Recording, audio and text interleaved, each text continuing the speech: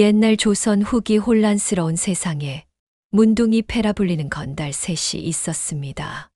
이들은 피를 나눈 형제는 아니었으나 각자의 사연으로 세상의 밑바닥을 전전하다가 우연히 만나 의형제를 맺고 함께 다녔지요.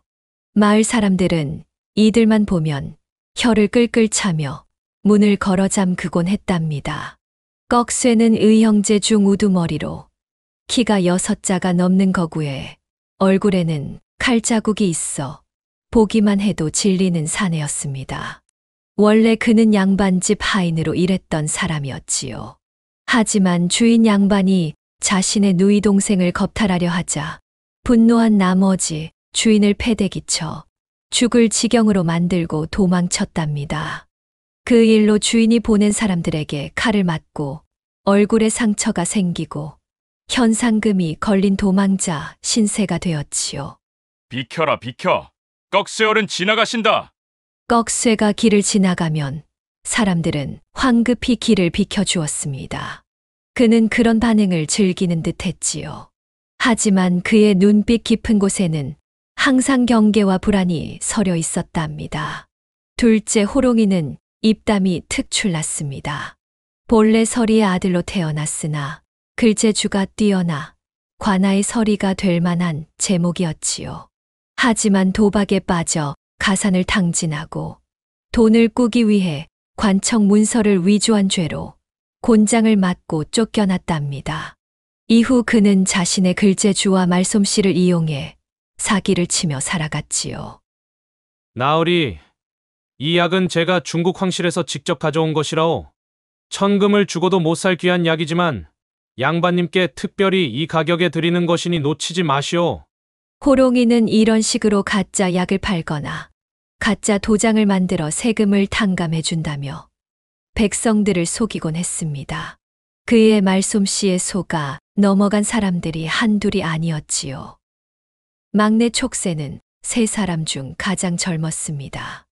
18의 부모를 잃고 거리를 떠돌다가 도둑질로 생계를 꾸리던 그는 우연히 관아의 포졸들에게 쫓기던 꺽쇠와 호롱이를 도와준 것이 인연이 되어 그들과 함께하게 되었지요. 몸이 날렵하고 눈치가 빨라 항상 위기에서 3사람을 구해내는 역할을 했답니다. 형님들, 이쪽으로 오십시오. 저 골목을 지나면 포졸들 눈을 피할 수 있습니다. 촉새는 3사람 중 가장 잔꾀가 많았지만 꺽쇠와 호롱이 앞에서는 항상 순한 막내처럼 행동했습니다. 하지만 속으로는 언젠가 이 무능한 의형제들을 떠나 자신만의 삶을 살고 싶은 꿈을 꾸고 있었지요. 3사람은 함께 다녔지만 그들 사이에는 깊은 신뢰가 없었습니다. 각자 자신의 몫을 챙기는 것이 우선이었고 위기의 순간에는 자신의 안전이 먼저였지요.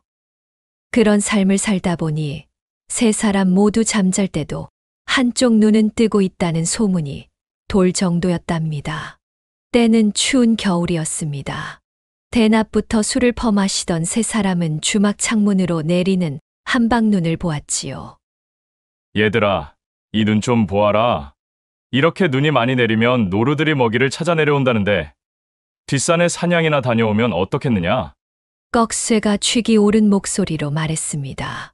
그의 얼굴에는 쌓인 피로가 가득했습니다. 요즘은 세상이 더욱 험해져 먹고 살기가 쉽지 않았지요. 그러시지요, 형님. 노루 한 마리만 잡아도 며칠은 술값으로 쓸 수 있지요. 지난번처럼 사날의 마을 사람들에게 팔아넘기면 된다 아닙니까? 호롱이가 능청스럽게 맞장구 쳤습니다. 그의 주머니는 이미 비어 있었고 술집 주인이 눈치를 주고 있었지요. 촉새는 말없이 창밖을 바라보았습니다. 그러시지요. 이렇게 계속 주막에만 틀어박혀 있어봤자 득될 게 없으니까요.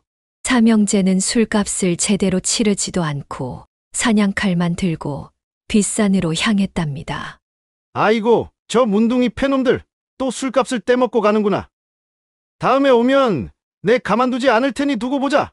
주막집 주인이 한숨을 내쉬었습니다만 이미 멀어져가는 3사람의 등에 대고 욕설을 내뱉는 것이 고작이었지요. 하하, 오늘도 꽁으로 잘 먹었구나. 주인 눈빛이 심상치 않던데. 호롱이가 낄낄 웃으며 말했습니다. 꺽쇠도 코웃음을 쳤지요. 뭐, 언제는 제대로 값을 치르고 먹었는가? 촉새는 그저 묵묵히 두 사람의 뒤를 따랐습니다. 그의 마음 속에서는 이미 오래전부터 불만이 쌓여가고 있었지요. 항상 술과 도박, 그리고 사기로 하루하루를 버티는 생활이 지긋지긋했답니다. 세 사람은 눈 덮인 산을 오르기 시작했습니다. 쌓인 눈이 허리춤까지 차올라 걷기가 여간 힘든 게 아니었지요. 그래도 술기운에 젖은 세 사람은 힘차게 산을 올랐답니다. 형님, 여기 노루 발자국이 있어. 호롱이가 눈 위에 찍힌 작은 발자국을 가리켰습니다. 세 사람은 그 발자국을 따라 깊은 산속으로 들어갔지요.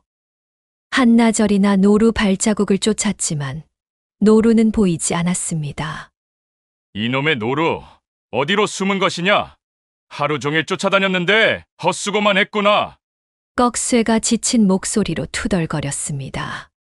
그때였습니다. 촉새가 갑자기 걸음을 멈추고 눈 위에 무언가를 가리켰지요. 형님들, 저기 보십시오. 저게 뭡니까? 하얀 눈 위로 빨간 열매가 점점이 박혀 있었습니다. 세 사람은 동시에 발걸음을 멈추고 그 자리에 쪼그려 앉았지요. 이것이 무엇인고? 설마. 호롱이가 무릎을 꿇고 열매를 가만히 살폈습니다. 그는 한양의 약재상이를 도운 경험이 있어 약초에 대해 조금은 알고 있었지요. 그러더니 눈을 동그랗게 뜨고 두 사람을 돌아보았답니다. 이건 산삼 열매다. 진짜 산삼이 여기 있다는 뜻이야? 꺽쇠와 촉새의 눈이 번쩍 빛났습니다. 산삼이라면 엄청난 가치가 있었지요. 양반들도 쉽게 구하지 못하는 귀한 약재였으니까요. 진 봤다. 우리 팔자가 드디어 피는구나. 세 사람은 눈을 파헤치며 열매가 떨어진 자리를 찾기 시작했습니다. 꺽쇠의 커다란 손이 눈 속에서 무언가를 붙잡았지요. 이것 봐라. 정말 산삼이다.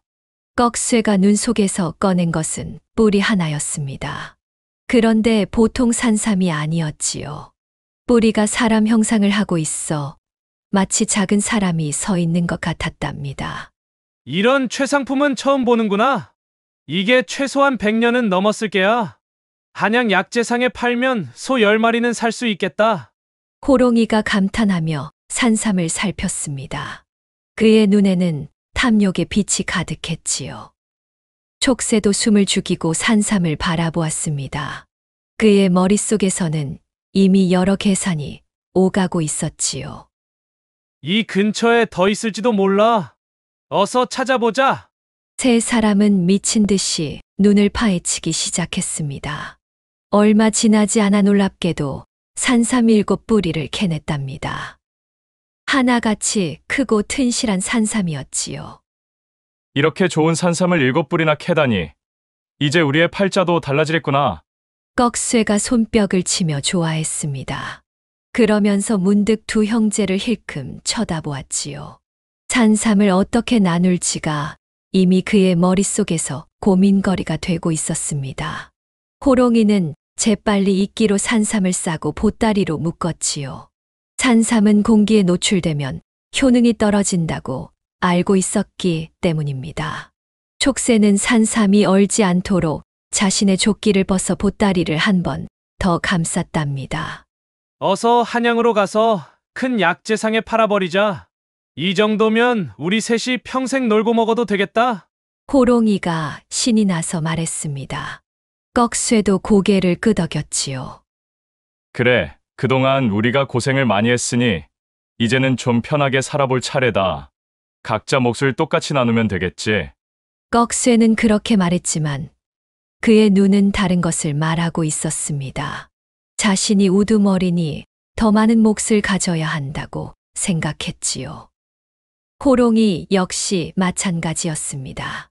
자신이 가장 많은 지식이 있으니 자신이 주도권을 가져야 한다고 생각했지요. 촉새는 아무 말도 하지 않았습니다. 그저 조용히 산삼을 조끼에 싸는데 열중했을 뿐이었습니다. 날이 어두워지기 전에 서둘러야 한다. 한양까지는 갈 길이 머니 말이다. 세 사람은 산삼 보따리를 소중히 들고 산을 내려왔습니다. 하늘에서는 여전히 눈이 내리고 있었지요. 날이 어두워질 무렵 그들은 길가의 주막에 도착했습니다. 청풍 주막이라는 이름의 이 주막은 한양으로 가는 길목에 있어 장사꾼들이 많이 들르는 곳이었지요. 여보시오 주모. 방 하나 내어주시오.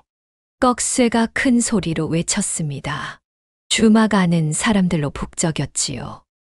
객방에는 소장수, 박물장수 등 여러 나그네들이 모여 투전판을 벌이고 있었답니다. 주모 김 씨는 50이 넘은 과부로 험상궂은 이들을 보자 인상을 찌푸렸습니다. 그녀는 20년 동안 주막을 운영하며 별별 사람을 다 봐왔지요. 특히 돈 없이 술만 퍼마시고 달아나는 건달들은 질색이었답니다. 아이고, 또 오셨소? 지난번 술값도 아직 안 갚았는데. 주모 김 씨가 날카롭게 말했습니다. 그녀의 눈초리는 세 사람의 누더기 옷과 벌겋게 달아오른 얼굴을 꿰뚫어 보고 있었지요. 허허. 주모도 참. 우리가 그리 보이시오. 이번엔 큰 장사하고 오는 길이니 그런 걱정일랑 마시오. 지난번 술값까지 다 치를 것이오. 꺽쇠가 품속에서 엽전 몇 잎을 꺼내 보여주었습니다. 호롱이도 웃으며 주모에게 다가갔지요. 주모, 오늘 밤은 특별한 밤이니 제일 좋은 방 하나와 국밥 3그릇, 그리고 좋은 술 한 병 가져오시오. 그리고 우리끼리 긴히 얘기할 게 있으니 방에 아무도 들이지 마시오. 주모 김 씨는 세 사람을 의심스럽게 바라보았지만 엽전을 보자 마지못해 고개를 끄덕였습니다. 좋소. 방은 저쪽 끝방이오. 국밥과 술은 곧 가져다 드리지요. 세 사람은 방으로 들어가 짐을 풀었습니다. 하지만 그들 사이에는 묘한 긴장감이 감돌았지요. 특히 산삼 보따리를 누가 맡아야 할지가 문제였습니다. 이 보따리 어떻게 할까? 누구 하나가 가지고 있자니 영 마음이 놓이지 않는구먼. 꺽쇠가 조심스레 말을 꺼냈습니다. 그의 눈빛은 이미 호롱이와 촉새를 의심하고 있었지요. 형님, 솔직히 말하자면 저도 마찬가지입니다. 우리가 의형제라고는 하지만 이게 워낙 값지고 귀한 것인지라. 호롱이가 말을 흐렸습니다. 촉새는 아무 말도 하지 않고 두 사람의 대화를 지켜보았지요. 그렇다면 어떻게 하면 좋을까? 꺽쇠가 고민스러운 표정으로 물었습니다. 세 사람은 오랜 세월 함께 다녔지만 서로를 완전히 신뢰하지는 못했지요. 특히 돈이 걸린 일에서는 더욱 그러했습니다. 잠시 침묵이 흘렀습니다. 그때 촉새가 조심스럽게 입을 열었지요. 형님들, 주모에게 맡기는 게 어떻겠소? 우리끼리는 서로 의심할 수 있지만 주모는 장사하는 사람이니 맡긴 물건에 손대지는 않을 테지요. 꺽쇠와 호롱이는 서로 눈빛을 교환했습니다. 촉새의 제안이 의외로 합리적으로 들렸지요. 그게 좋겠구나. 주모에게 맡기되 우리 셋이 함께 있을 때만 돌려받기로 하자. 꺽쇠가 마침내 결정을 내렸습니다. 호롱이도 동의했지요. 좋구나. 하지만 주모에게 이것이 무엇인지는 절대 말하지 말자. 그냥 소중한 물건이라고만 하고.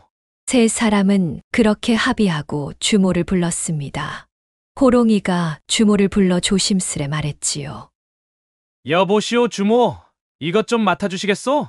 참으로 귀중한 것이니 잘 보관해 주시고 우리 셋이 함께 와서 달라고 하기 전에는 절대 이 보따리를 내주면 안 돼요. 주모 김 씨는 보따리를 받아들며 의심스럽게 물었습니다. 또 무슨 장난이오? 이거 훔친 물건 아니오? 아니요. 그런 것이 아니라 우리가 정당하게 얻은 것이니 걱정 마시오. 다만 매우 귀중한 것이라 우리 셋이 함께 올 때만 내어주시오. 주모는 한숨을 쉬며 안방에 보따리를 잘 모셔두었습니다. 걱정 마시오. 내 20년 동안 주막을 운영하면서 손님의 물건을 잃어버린 적은 한 번도 없소. 세 사람은 안도의 한숨을 내쉬었습니다. 하지만 그들의 마음 속에는 여전히 불안과 의심이 자리 잡고 있었지요. 곧 주모가 국밥과 술을 가져왔습니다. 따뜻한 국밥의 구수한 냄새가 방 안에 가득 퍼졌지요. 세 사람은 허겁지겁 국밥을 먹기 시작했습니다. 백가죽이 등에 붙었었는데 이제야 살 것 같구나. 꺽쇠가 국물을 후루룩 들이켰습니다. 호롱이도 맛있게 먹으며 말했지요. 내일 한양에 가면 제일 먼저 뭘 할까? 난 좋은 비단 옷을 한 벌 맞출 거야. 나는 큰 기와 집을 하나 살 것이다. 지금까지 남의 집 처마 밑에서 떠돌며 별과 구름을 친구 삼아 살았으니 이제는 편히 쉴 곳이 필요하지. 꺽쇠가 꿈에 부풀어 말했습니다. 촉새는 조용히 듣고만 있었지요. 그의 얼굴에는 아무런 표정이 없었습니다. 촉새 너는 뭘 하고 싶으냐? 호롱이가 물었습니다. 촉새는 잠시 생각하더니 대답했지요. 저는 장사를 시작하고 싶습니다. 정직하게 살아보고 싶어요. 하하, 정직하게? 우리가 언제 정직하게 살아본 적이 있더냐? 그런 말은 배떼지가 불러야 할 수 있는 법이지. 호롱이가 코웃음을 치며 말했습니다. 꺽쇠도 껄껄 웃었지요. 그래도 이젠 우리도 돈이 생기니 정직하게 살 수도 있지 않겠는가? 누가 아는가? 어쩌면 촉새 말처럼 새 출발이 가능할지. 촉새는 미소를 지었지만 그 눈빛은 차갑게 빛났습니다. 국밥과 탁배기로 배를 채운 건달들은 개벌은 남 못 준다고 객방의 투전판에 끼어들었답니다. 처음에는 운이 좋아 돈을 좀 따는 듯 했지만 점점 판돈이 커지면서 객방이 후끈 달아오르자 상황이 달라졌지요. 자, 이번에는 기필코 내가 이긴다. 호롱이가 자신 있게 패를 내려놓았습니다. 하지만 박물장수가 더 좋은 패를 내밀었지요. 이런, 또 졌구나. 이 주막에서는 영 운이 따르지 않는구먼. 호롱이는 한숨을 내쉬며 뒤로 물러섰습니다.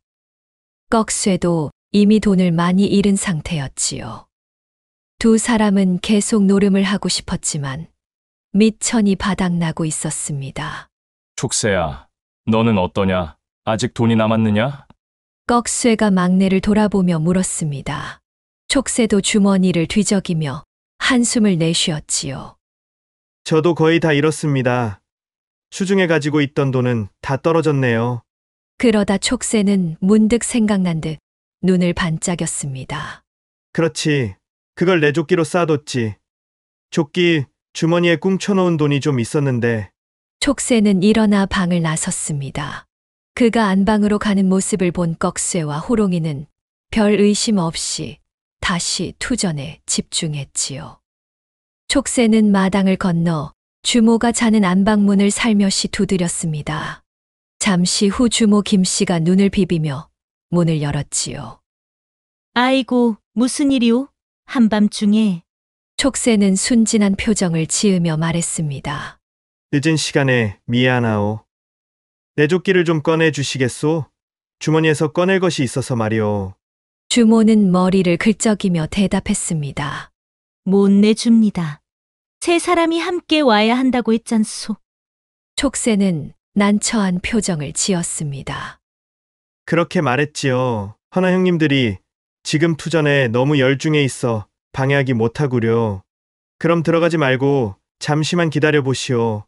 촉새는 다시 객방으로 돌아갔습니다. 투전파는 여전히 열기가 가득했지요.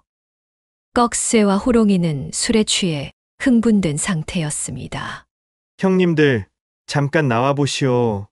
주모에게 가서 내 조끼 좀 받게 해주시오. 촉새가 조심스레 말했습니다. 하지만 노름에 정신이 팔린 두 사람은 고개도 들지 않았지요. 지금 중요한 판이다.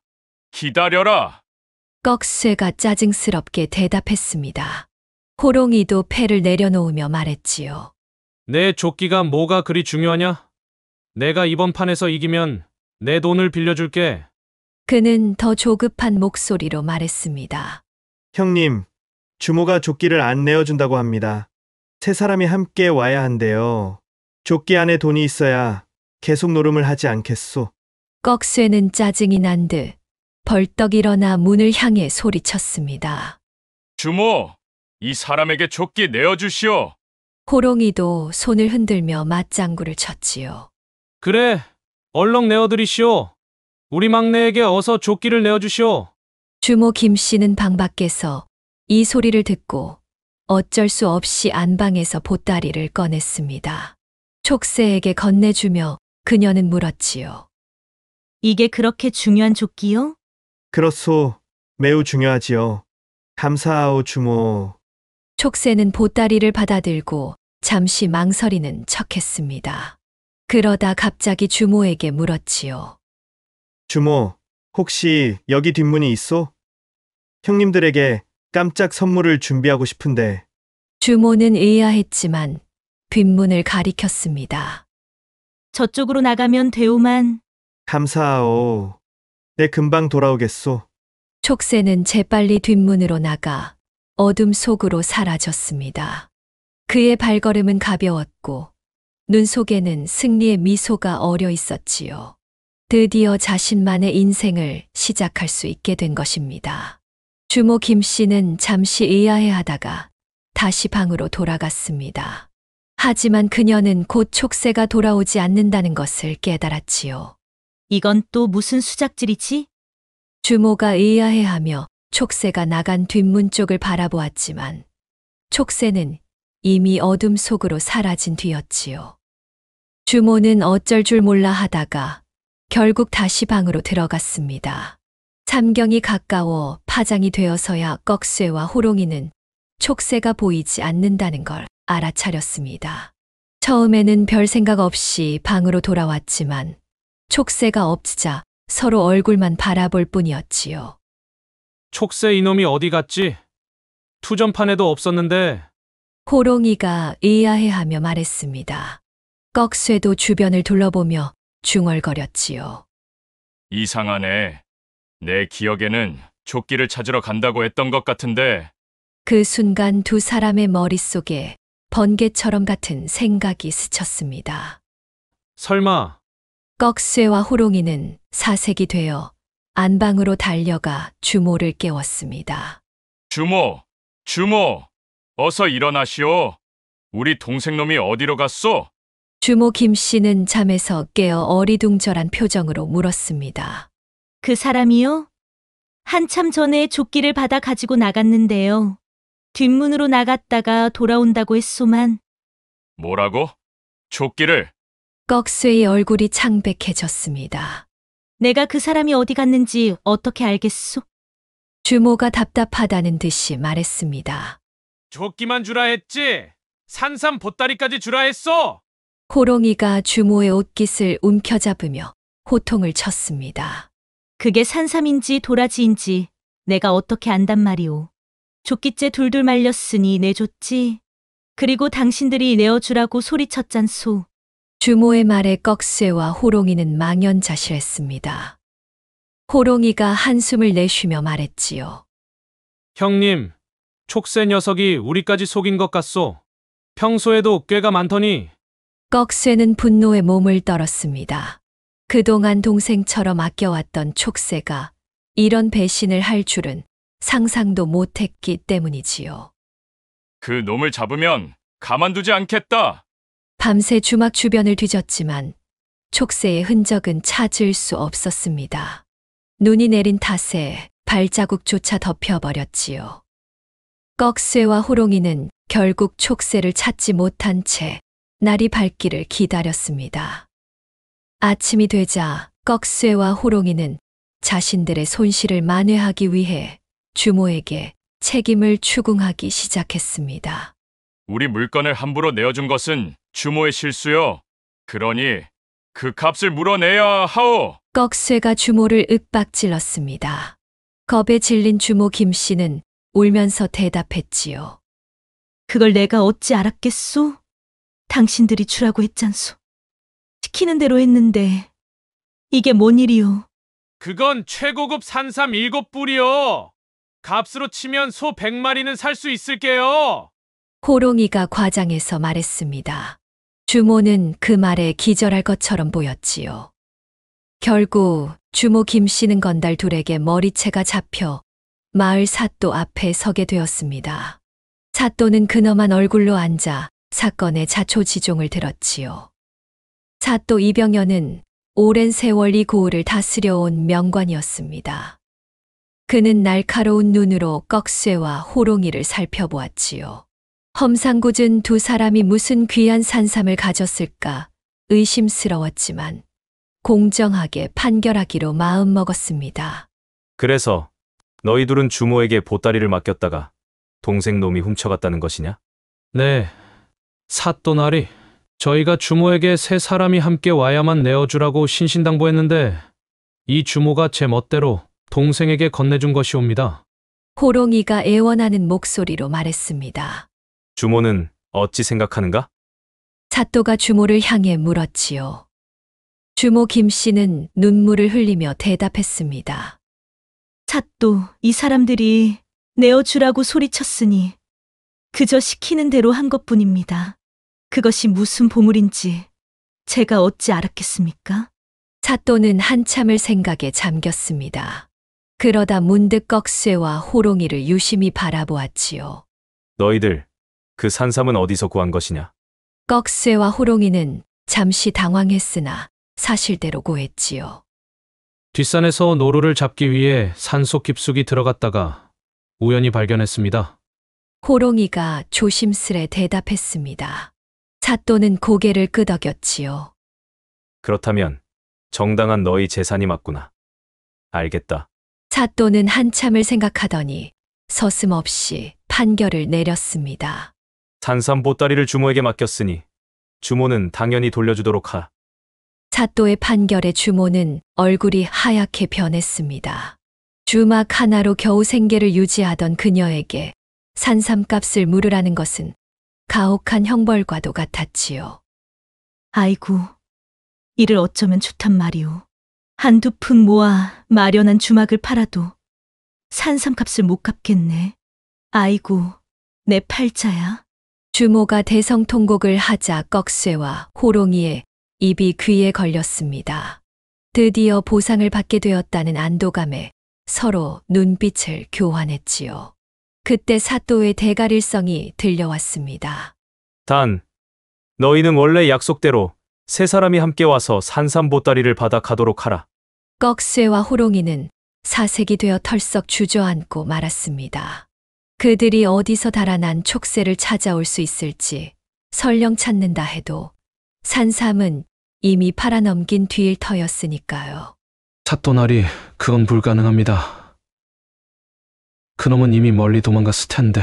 꺽쇠가 항변했지만 사또는 단호했습니다. 너희가 스스로 세운 규칙이다. 세 사람이 함께 와야 보따리를 받을 수 있다고 주모에게 말하지 않았느냐? 그렇다면 그대로 하라. 한편 주모는 사또의 판결에 금방 희색이 됐습니다. 정말 고맙습니다, 사또. 사또는 미소를 지으며 덧붙였습니다. 세상에 공짜는 없는 법이니 자신의 욕심과 불신이 부른 화는 스스로 감당하도록 하라. 사또는 그렇게 말하고 물러가라는 손짓을 했습니다. 꺽쇠와 호롱이는 망연자실한 표정으로 사또 집무실을 나왔지요. 주모에게 책임을 추궁하는 일에 실패한 그들은 한양으로 가는 길을 따라 촉새를 추적하기 시작했습니다. 꺽쇠의 눈에는 살기가 가득했고 호롱이의 얼굴에는 음험한 계략이 서려 있었지요. 그 놈이 한양으로 갔을 것이 틀림없어. 거기서 산삼을 팔려는 것이지. 맞소, 형님. 하지만 한양은 넓고 약재상도 많소. 어디서부터 찾아야 할지. 꺽쇠는 주먹을 불끈 쥐었습니다. 모든 약재상을 다 뒤질 것이다. 그리고 촉새 놈을 찾게 되면 내 그놈의 사지를 모두 부러뜨려 버릴 것이야. 그의 말에는 끔찍한 복수의 함의가 담겨 있었습니다. 호롱이도 고개를 끄덕였지요. 그 놈은 분명 자신의 흔적을 숨기려 할 테니 우리도 꾀를 써야 하오. 내게 좋은 생각이 있어. 호롱이는 자신의 계획을 꺽쇠에게 속삭였습니다. 그들은 눈빛을 교환하며 빠르게 길을 재촉했지요. 한편 촉새는 이미 한양 근처에 도착해 있었습니다. 그는 직접 한양으로 들어가지 않고 성 밖의 작은 마을에 머물렀지요. 그곳에는 그가 전에 알던 약재상 노인이 살고 있었습니다. 아니 이게 누군가? 오랜만에 이 늙은이를 찾아왔구먼. 허름한 초가집에 사는 약재상 최노인이 촉새를 반갑게 맞이했습니다. 최노인은 한때 한양에서 이름 높은 약재상이었지만 관청과의 분쟁으로 낙향한 인물이었지요. 오랜만입니다. 최 어르신. 제가 귀한 물건을 하나 가져왔는데 어르신의 조언이 필요합니다. 촉새는 조심스럽게 보따리를 펼쳤습니다. 산삼 7뿌리가 드러나자 최노인의 눈이 휘둥그레졌지요. 이런, 이것은 정말 귀한 산삼이구나. 어디서 구했느냐? 그건 말씀드리기 어렵습니다. 하지만 정당하게 얻은 것입니다. 최노인은 산삼을 자세히 살펴보더니 고개를 끄덕였습니다. 훌륭한 품질이구나. 이런 산삼은 지금 한양에서 금값보다 비싸다네. 특히 임금님의 건강이 좋지 않다는 소문이 돌아 궁에서 산삼을 찾고 있지. 촉새의 눈이 빛났습니다. 기대보다 더 좋은 소식이었지요. 그렇다면 어르신, 이것을 팔 수 있도록 도와주실 수 있으신지요? 물론이지. 내가 한양에 아직 연줄이 있으니. 하지만 이런 귀한 물건을 파는 것은 위험하기도 하다네. 도둑 맞을 수도 있고 출처를 추궁당할 수도 있지. 촉새는 잠시 생각하더니 말했습니다. 그렇다면 어르신께서 대신 팔아주시면 어떨까요?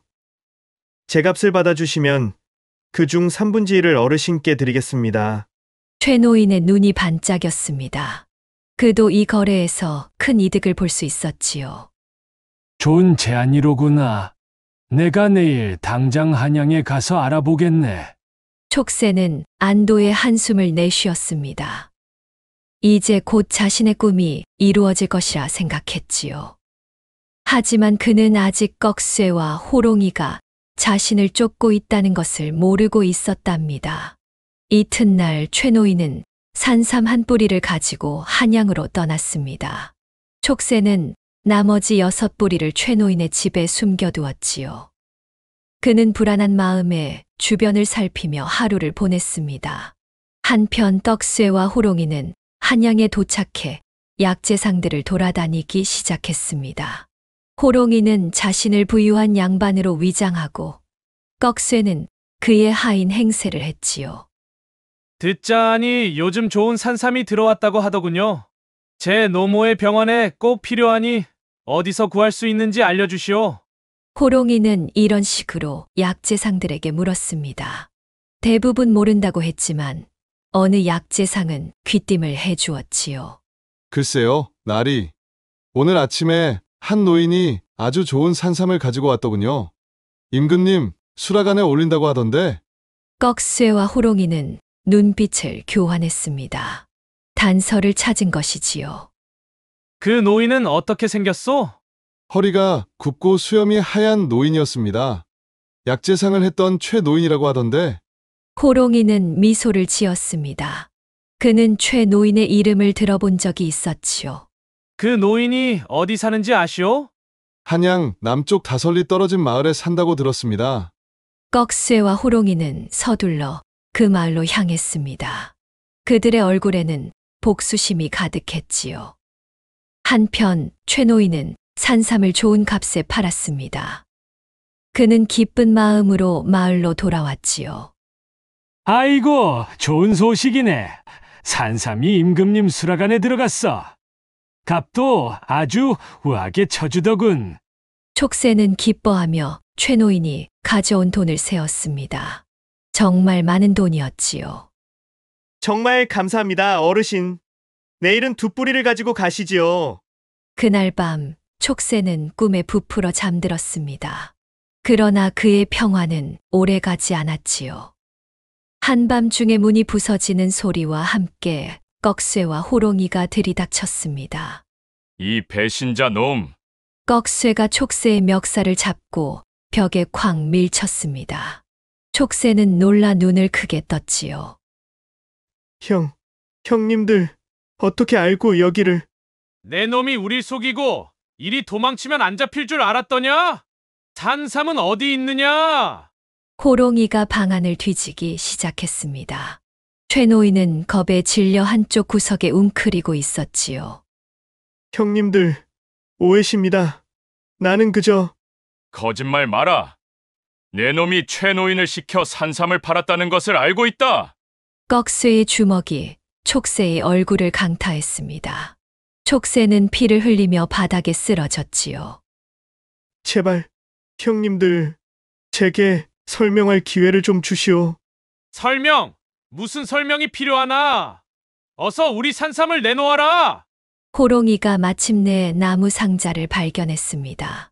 그 안에는 나머지 산삼 6뿌리와 돈이 들어 있었지요. 여기 있구나. 이 배신자 놈! 꺽쇠는 상자를 확인하고 더욱 분노했습니다. 그는 촉새를 다시 들어올려 벽에 밀쳤지요. 우리를 배신한 대가를 치르게 해주마. 촉새는 공포에 질려 말했습니다. 형님, 나도 우리 셋이 나눌 생각이었어요. 단지 안전하게 팔기 위해서. 거짓말 마라. 내 놈 혼자 모두 처먹으려고 달아난 것을 우리가 모를 것이라 생각하느냐? 호롱이가 냉소적으로 말했습니다. 그는 상자에서 돈을 꺼내 세기 시작했지요. 형님, 이 돈은 산삼 한 뿌리 값이고 나머지는 아직 그대로 있습니다. 우리가 다 가져가면 될 것 같소.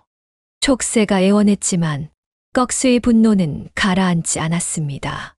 그는 촉새의 목을 조이기 시작했지요. 내 놈 때문에 우리가 얼마나 고생했는지 알기나 아느냐? 내 놈을 찾느라 한시도 쉬지 않고 걸어오느라 발이 다 부르텄다. 촉새는 숨을 쉬지 못하고 버둥거렸습니다. 그의 얼굴이 점점 붉어졌지요. 형님, 제발. 그때 최노인이 겁에 질려 소리쳤습니다. 그만두시오. 그러다 죽겠소. 호롱이가 최노인에게 다가갔습니다. 내 놈도 한패다. 가만히 있지 않으면 내 놈도 같은 꼴이 될 것이야. 최노인은 떨면서 물러섰습니다. 그러나 이내 결심한 듯 밖으로 뛰쳐나갔지요. 마을 사람들, 여기 사람이 죽고 있어. 누구든 와서 도와주시오. 호롱이가 급히 최노인을 쫓아갔습니다. 그 사이 촉새는 꺽쇠의 소나귀에서 벗어나려고 안간힘을 썼지요. 그는 옆에 있던 도끼를 손에 잡고 꺽쇠를 내리쳤습니다. 으아! 꺽쇠가 비명을 지르며 뒤로 물러섰습니다. 그의 어깨에서 피가 흘렀지요. 촉새는 이 기회를 놓치지 않고 문으로 달려갔습니다. 하지만 꺽쇠는 상처에도 불구하고 그를 붙잡았지요. 이 배신자 놈! 오늘 너를 반드시 죽이고 말겠다! 두 사람은 격렬하게 몸싸움을 벌였습니다. 그 과정에서 촉새가 들고 있던 도끼가 결국 꺽쇠의 가슴팍에 박히고 말았답니다. 이럴 수가. 내 놈이 나를. 꺽쇠는 믿을 수 없다는 표정으로 자신의 가슴을 내려다보았습니다. 도끼가 깊숙이 박혀 있었지요. 그는 천천히 바닥으로 쓰러졌습니다. 형님, 내가 일부러 이런 게 아니오. 제발 정신 차리시오. 촉새는 공포에 질려 꺽쇠를 흔들었지만 꺽쇠는 이미 움직이지 않았습니다. 그의 눈은 천장을 향해 열린 채로 굳어져 있었지요. 그 순간 호롱이가 방으로 돌아왔습니다. 그는 꺽쇠의 시체와 피 묻은 도끼를 든 촉새를 보고 경악했지요. 내 놈이 꺽쇠 형을 죽였어? 이 살인자 놈! 아니오, 이건 사고였소. 내가 일부러 이런 것이 아니오.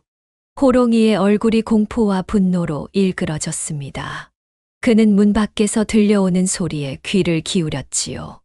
마을 사람들이 모여들고 있었습니다.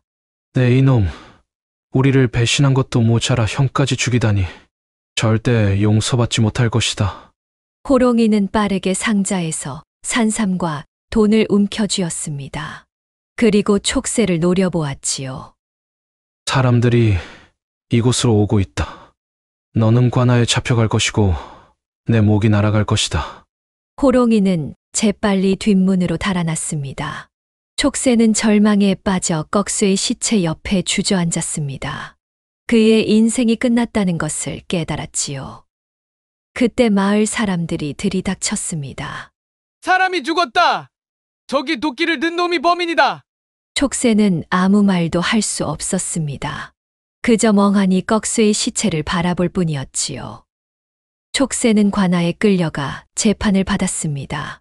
그는 자신의 죄를 부인하지 않았지요. 사또 앞에서 그는 모든 일의 전말을 털어놓았습니다. 그래서 내가 의형제를 배신하고 도망쳤다는 말이냐? 사또가 냉정한 목소리로 물었습니다. 촉새는 고개를 숙인 채 대답했지요. 네, 사또. 저는 그들과 함께하는 삶에 지쳤습니다. 항상 속이고 훔치고 남을 괴롭히는 삶이 그 지긋지긋한 삶을 그만두고 싶었습니다. 그래서 내가 선택한 방법이 그들의 것을 훔쳐 달아나는 것이었느냐? 그것이 정직한 삶의 시작이더냐? 사또의 말에 촉새는 더욱 고개를 숙였습니다. 자신의 행동이 얼마나 모순된 것인지 깨달았지요. 사또나리, 제가 큰 잘못을 저질렀습니다. 허나 꺽쇠형을 죽일 의도는 절대 없었습니다. 그저 도망치려고 했을 뿐입니다. 사또는 한참을 생각하더니 판결을 내렸습니다. 내 죄는 매우 무겁다.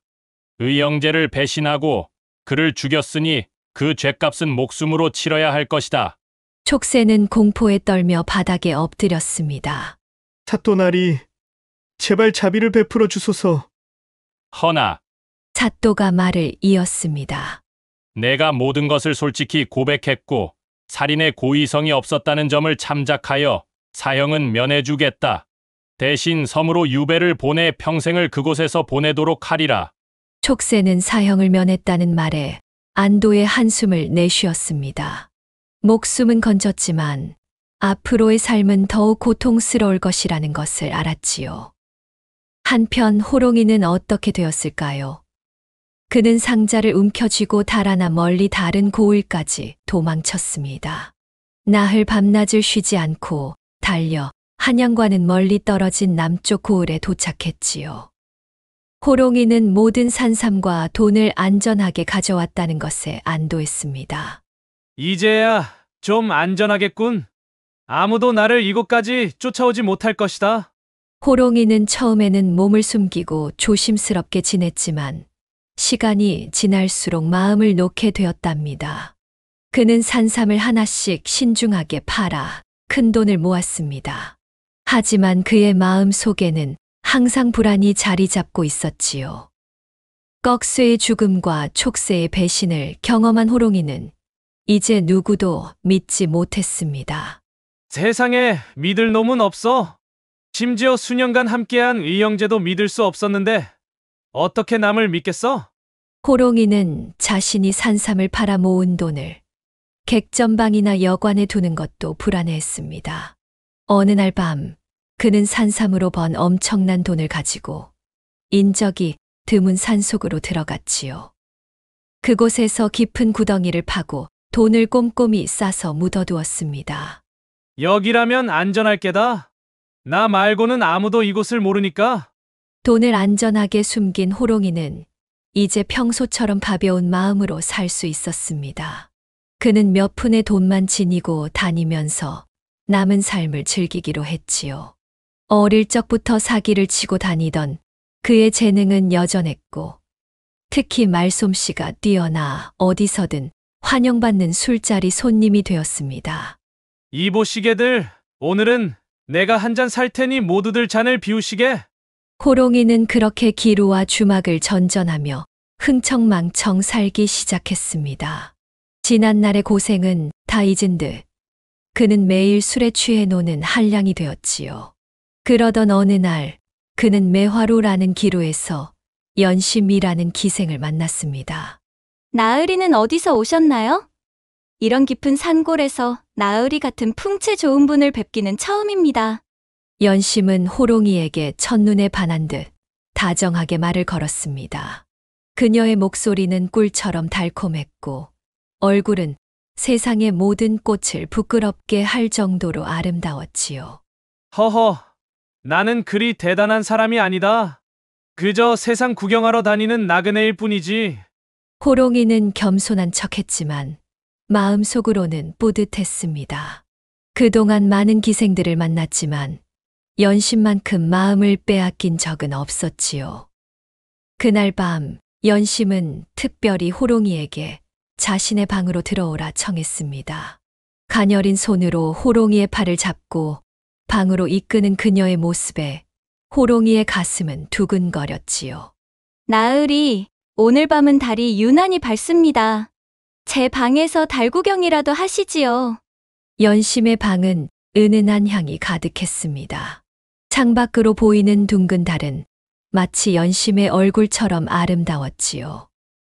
연심은 호롱이에게 특별히 준비한 술을 따라주었습니다. 이 술은 제가 직접 담근 것입니다. 맛이 어떠신지요? 아주 달구나. 마치 내 입술에서 흘러나오는 말처럼 달콤하구나. 술 기운이 돌자 호롱이의 말이 대담해졌습니다. 연심은 부끄러운 듯 웃으며 가야금을 꺼내 곡을 연주하기 시작했지요.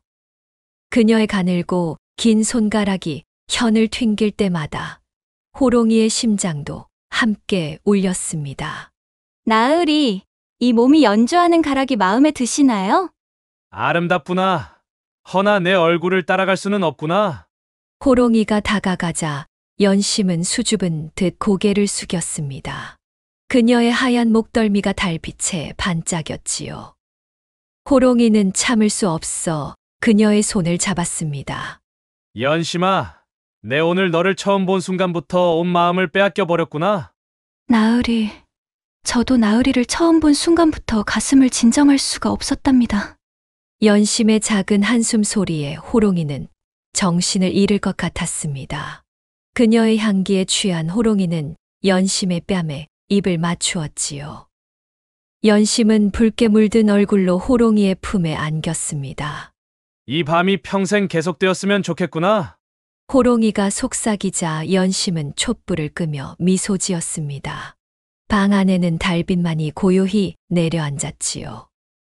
그들의 그림자는 하나가 되어 벽에 길게 드리워졌습니다. 나으리, 저를 가득 채워주시어요. 침향 같은 그녀의 채취가 호롱이의 온몸을 감쌌습니다. 두 사람의 거친 숨소리가 방 안에 울려 퍼졌고 귀뚜라미의 울음소리와 어우러져 밤의 정적을 깨뜨렸지요. 호롱이는 연심의 비단결 같은 살결을 어루만지며 꿈인지 생시인지 분간할 수 없었습니다. 나으리, 소녀는 이제 여한이 없습니다. 연심의 낮은 신음소리는 마치 봄바람에 흔들리는 버들가지 같았습니다. 호롱이는 그녀의 입술을 찾아 깊은 입맞춤을 나누었고 두 사람은 봄날의 꽃과 나비처럼 서로를 감싸 안았지요. 내 평생 너 같은 여인은 처음이구나. 호롱이의 말에 연심은 그저 미소 지을 뿐이었습니다. 두 사람은 밤이 깊어갈수록 더욱 깊은 정을 나누었고 마침내 동이 틀 무렵에야 지친 몸을 서로 의지한 채 잠이 들었답니다. 이후로 호롱이는 매일 밤 매화루를 찾아 연심을 만났습니다. 그들의 정은 날이 갈수록 깊어져 호롱이는 그녀 없이는 하루도 견딜 수 없게 되었지요. 연심아, 너는 정말 내가 평생을 찾던 여인이구나. 내 웃음소리를 들으면 세상의 모든 근심이 사라지는 것 같단다. 나으리, 그런 말씀 부끄럽습니다. 이 연심은 그저 나으리 곁에 있을 수 있어 행복할 뿐이에요. 연심은 호롱이가 찾아올 때마다 반가운 표정을 짓고 정성껏 대접했습니다. 그녀의 따뜻한 관심에 호롱이는 점점 더 깊이 빠져들었지요. 어느 날 밤 술에 취한 호롱이는 연심에게 자신의 비밀을 털어놓고 말았습니다. 연심아, 사실 내게 숨겨놓은 큰 돈이 있단다. 하지만 세상에 믿을 놈이 없어. 산속 깊은 곳에 모두 묻어두었지. 연심은 놀란 척하며 물었습니다. 아이고, 그렇게 많은 돈을 왜 묻어두셨어요? 누가 알면 어쩌시려고. 걱정 말거라. 내가 아니면 절대 찾을 수 없는 곳이란다. 호롱이는 자랑스럽게 말했습니다. 연심은 그의 말을 듣고 더욱 다정하게 대해 주었지요. 그녀는 호롱이의 잔에 술을 따르며 살며시 웃음을 지었습니다. 며칠 후 봄이 깊어갈 무렵이었습니다. 연심이 호롱이에게 제안했지요. 나으리, 이렇게 좋은 봄날에 산에 가서 화전놀이를 하면 어떨까요? 진달래꽃으로 화전도 부쳐 먹고 맑은 공기도 마시면 좋을 것 같아요. 그거 좋은 생각이구나. 너와 함께라면 어디든 좋단다. 호롱이는 기쁘게 동의했습니다.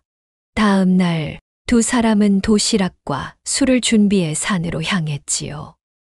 연심은 진달래꽃이 가장 아름다운 곳으로 가자며 호롱이를 점점 더 깊은 인적 드문 곳으로 이끌었습니다. 여기 정말 좋구나. 꽃도 아름답고 경치도 훌륭해. 호롱이는 기분 좋게 술을 마시며 말했습니다. 연심은 미소를 지으며 화전을 붙여 호롱이에게 건넸지요. 두 사람은 한참 동안 이야기를 나누며 즐거운 시간을 보냈습니다. 그때였습니다. 갑자기 주변 숲에서 5명의 사내들이 나타났습니다. 이 깊은 산속에서 두 년놈들이 재미를 보고 있구나. 사내들은 모두 날카로운 칼을 들고 있었습니다. 호롱이는 깜짝 놀라 일어섰지요. 너희는 누구냐? 우리가 누군지는 중요하지 않아. 중요한 건 내가 산에 묻어둔 돈이지. 호롱이는 그제서야 상황을 깨달았습니다. 연심이 자신을 함정에 빠뜨린 것이었지요. 그는 황급히 연심을 바라보았지만 연심의 얼굴에는 이제 차가운 미소만 남아 있었습니다. 연심아, 너마저. 미안해요, 나으리. 묻어두셨다는 그 돈이 어딨는지 궁금해서 말이지요. 사내들은 호롱이를 포박했습니다.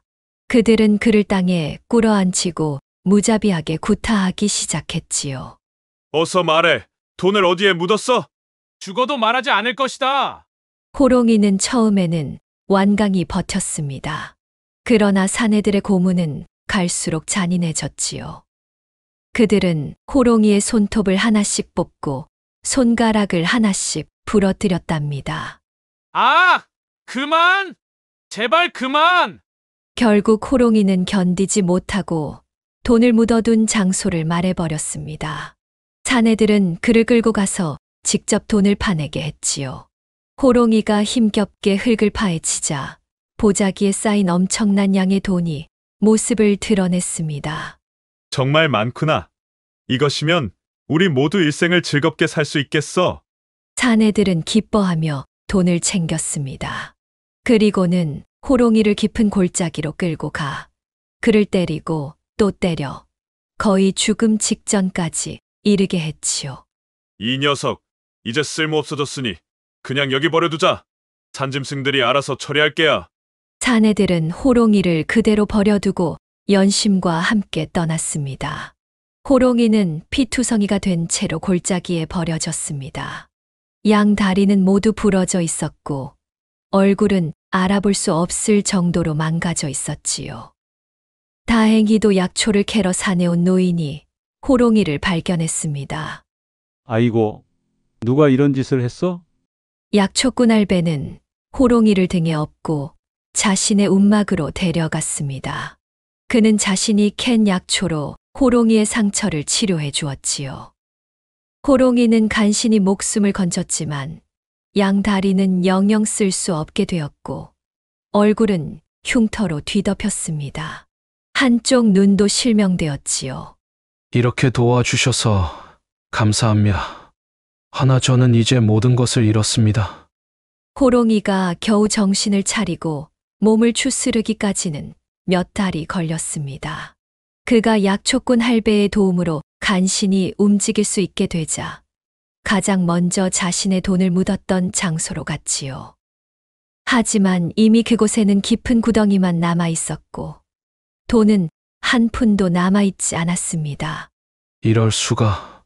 내 모든 것이. 호롱이는 무너진 땅을 바라보며 울부짖었습니다. 이제 그에게는 아무것도 남지 않았습니다. 아무것도요. 그 후 호롱이는 다리를 절뚝거리며 거지가 되어 마을과 마을을 떠돌아다녔습니다.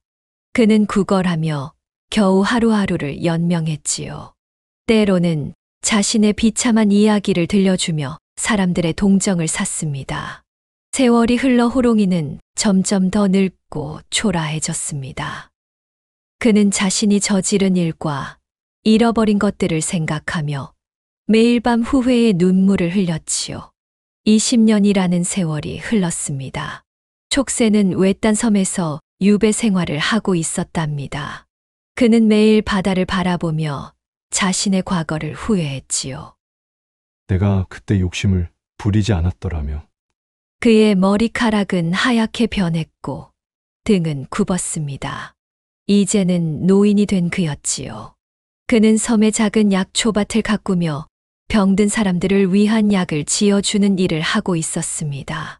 비록 유배자의 신분이었지만 섬 사람들은 그를 존경하고 의지했지요. 어느 비 오는 날이었습니다. 촉새가 자신의 오두막에서 약을 다리고 있을 때 문을 두드리는 소리가 들렸습니다. 누구십니까? 촉새가 문을 열자 그 앞에는 한 노인이 서 있었습니다.